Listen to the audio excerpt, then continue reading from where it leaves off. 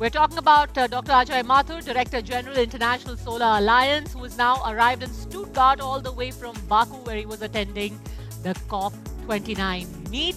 Let's hear from him all that went right and wrong at COP29, where the contentious net collective quantified goals around climate financing were discussed. Let's hear it. Ladies and gentlemen, huge round of applause. Thank you so much.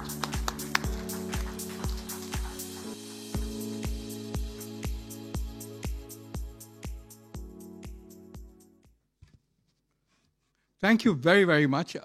First of all, I apologize for being late in being with you, but this was an opportunity I had to fully accomplish. I'm delighted to be here, and believe you me, the sunlight makes it completely worth it. I spent 5 cloudy days in Baku, and coming back into the sunlight makes it seem that solar is actually here. Well, this is the home of solar. This is where solar started.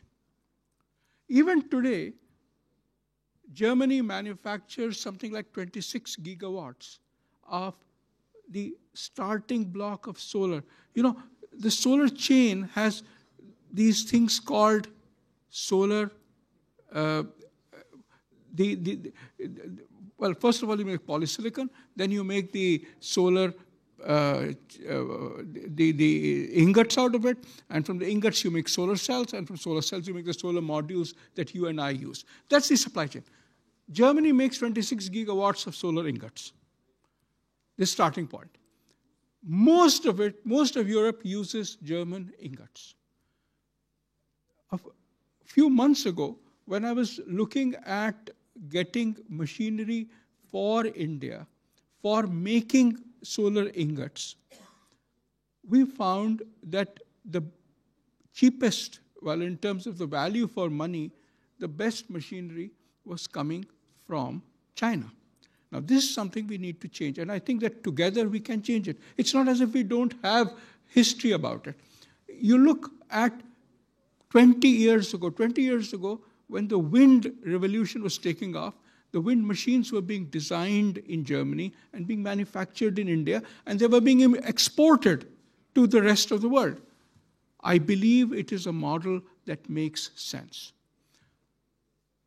The manpower here, together with the manpower that comes from India, can provide the kind of cutting-edge information that is needed, the cutting-edge knowledge and information that is needed to design cutting-edge technology. Manufacturing is much cheaper in India, but together we can conquer the world. And it is with that thought that I looked at the solar picture. When I look at the solar picture, I see that the huge advantage that this country had, I mean, Germany paid as much as 50 euro cents for a kilowatt hour of electricity from solar. Germany is the reason why the world has solar today at not 50 US cents, not 50 euro cents, at 2 US cents, 1.5 US cents. This is the power of scale. I believe that the power of scale is amazingly useful as we move ahead. We therefore, you know, in our own thinking, we tend to divide the world into 4 parts. The first is countries like Germany, where, in a sense, the energy consumption is more or less constant. Yes, it is increasing because of electrification of the transport sector, something that Santosh talked about. It is increasing because of the electricity being used for the manufacture of green hydrogen, but more or less it's constant per capita. What this means is that in Germany, you've been able to use solar energy during the day. And the German solar energy during the day is, well, cheaper than anything else, but it's only available during the day.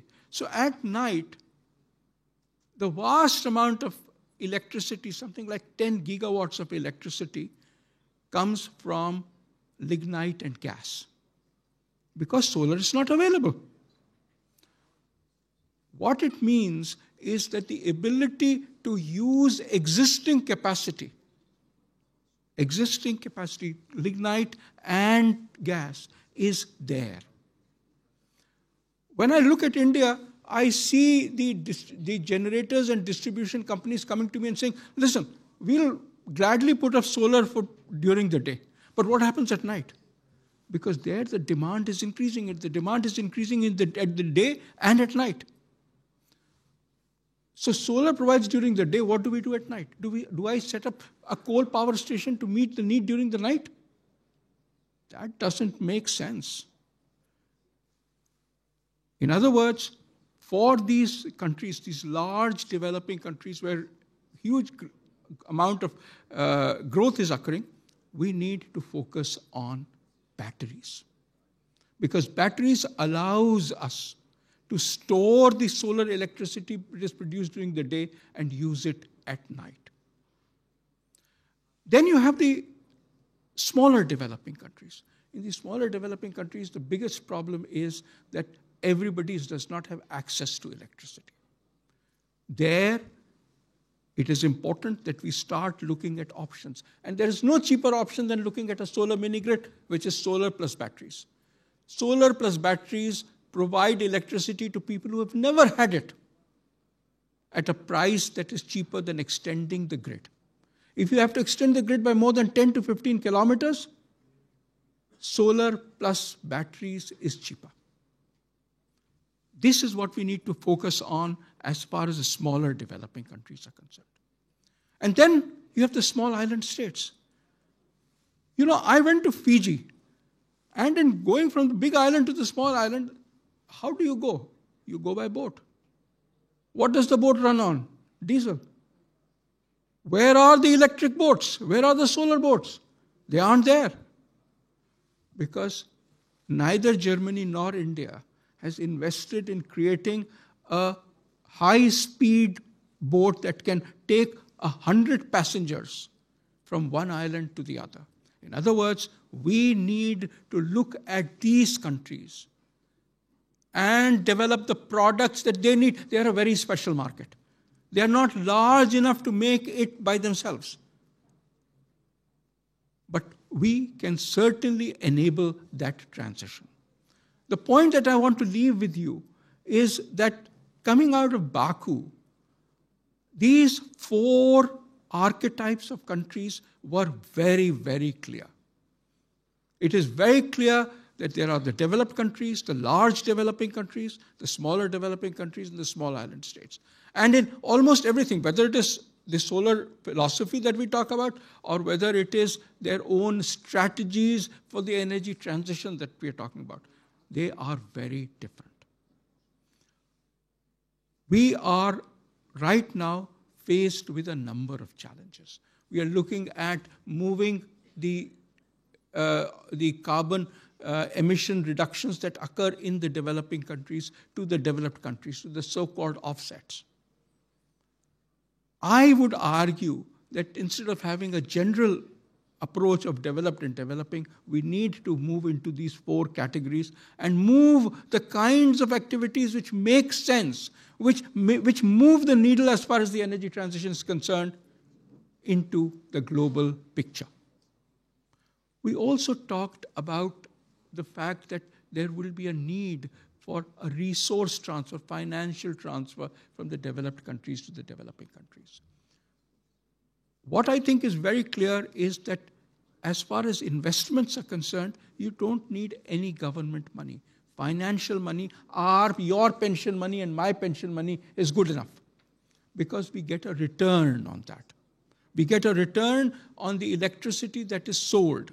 Yes, there may be perceived problems as far as payments are concerned. There may be perceived problems as far as the success of the technology is concerned. For perceived problems, if you have to spend public sector money, let's spend it on guarantees so that we can pull private sector investment money into the green sector. I request you to think of seeing how we can create these guarantees. At the International Solar Alliance, we are creating a guarantee to help provide payment guarantee mechanisms for all international investors who invest in the decentralized solar in Africa. Why decentralized solar? Because ultimately solar has to hit you and I. Remember, you and I. Where does this, is the solar on the rooftop? It's the solar pump on the farm. It's the solar mini grid. That's where you and I see solar. That will make a change in our lives. My short point that I want to leave you with is that change is possible. We looked at a number of solar startups across the world. We identified 20 in Africa. There were 180 who applied in Africa. 20 were selected. We looked at startups in the Asia-Pacific region, 30 in the Asia-Pacific region, including 10 in India. And we are now looking at identifying 20 startups in the Latin America region.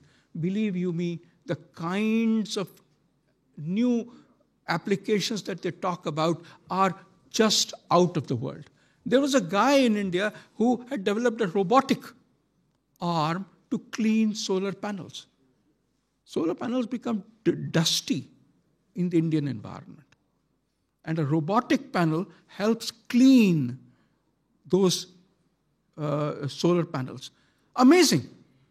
In Africa, there was a fellow who was making and selling carts for cold food or hot food using solar technology. I was completely blown by both the range of products that these guys had developed, as well as the fact that you and I were willing to pay to get those products. I believe that we can make a difference. We can make a difference by going ahead and enabling investments to flow on the one hand and enabling these entrepreneurs to develop on the other hand. I thank you for your attention.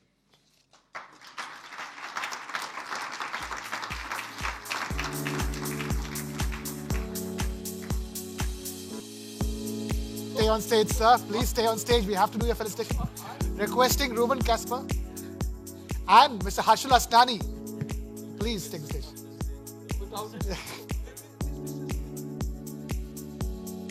Can we have Mr. Harshul Asnani? Okay, requesting Hemant Sharma ji to please take the stage.